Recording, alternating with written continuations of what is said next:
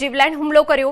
ગંભીર રીતે ઇજાગ્રસ્ત યુવકનું સારવાર દરમિયાન મોત નીપજ્યું। ઘટનાની ગંભીરતા ધ્યાનમાં રાખી લિંબાયત પોલીસે સીસીટીવી, મોબાઈલ લોકેશન અને ટેકનિકલ સર્વેલન્સ આધારે ગણતરીના કલાકોમાં ત્રણેય આરોપીને ઝડપી પાડ્યા। પોલીસે હત્યાનો ગુનો નોંધી તપાસ શરૂ કરી।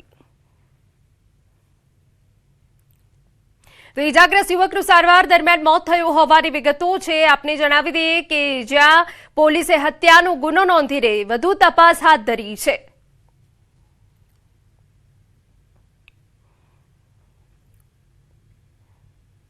પીએ આવી અને આશિક ઉપર હુમલો કરેલો, જેમાં પગના ભાગે, ગળાના ભાગે જીવલેણ ઈજા થયેલી, તેને સારવાર દરમિયાન મૃત્યુ પામતા બનાવ હત્યામાં પલટાયેલો અને એ જે સંબંધે લિંબાયત પોલીસ સ્ટેશન ખાતે એક ખૂનનો બનાવનો ગુનો દાખલ કરવામાં આવેલો। આ ત્રણેય જે આરોપી છે, કલુમુદ્દીન, એ સિવાય મોહમ્મદ દિલશાદ અને મોહમ્મદ શહજાદ, એ ત્રણોની ધરપકડ કરવામાં આવેલી છે।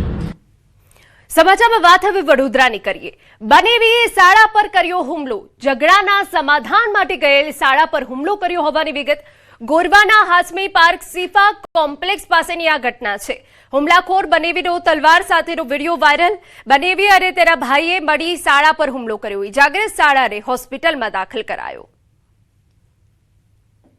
तलवार से आए और अचानक से मैं बिल्डिंग से नीचे उतरा और मुझे जो है मेरे ऊपर हमला उन्होंने कर दिया। मैंने जो है बचाव किया अपना और मुझे घाव काफ़ी पीठ पे मारे हैं और जो है अपना पैर के ऊपर भी मारे हुए हैं।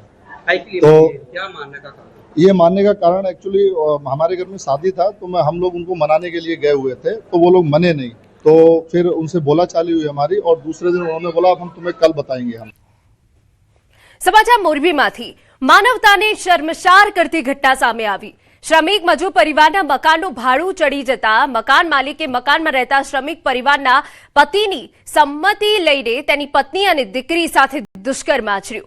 શ્રમિક પરિવારે માસિક 2000 રૂપિયાના ભાડે મકાન રાખ્યું હતું, પરંતુ શ્રમિકનું કામકાજ બરાબર ન ચાલતા ભાડું ચડી જતા પતિની સંમતિથી તેની પત્ની સાથે વારંવાર શરીર સંબંધ બાંધ્યા। તેમજ સગીર વયની દીકરી પર પણ નજર બગાડતા તેને હવસનો શિકાર બનાવી। આ સમગ્ર મામલે મોરબી એ ડિવિઝન પોલીસે આરોપી મકાન માલિક અને ભોગ બનનારના પતિ અને અન્ય સહ આરોપી સહિત કુલ 3 વિરુદ્ધ ગુનો નોંધી 2 ઇસમોને ઝડપી લીધા છે, જેમાં આરોપી પતિ હાલ જેલ હવાલે છે અને મકાન માલિકના 1 દિવસના રિમાન્ડ મેળવ્યા।